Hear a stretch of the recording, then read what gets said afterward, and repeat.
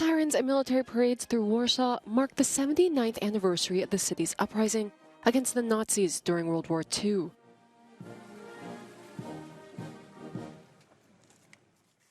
Across the Polish capital, cars and public transport stopped for a minute to honor victims of the Warsaw Uprising. A 2-month rebellion by the Polish underground resistance that left some 180,000 people dead and a city completely destroyed.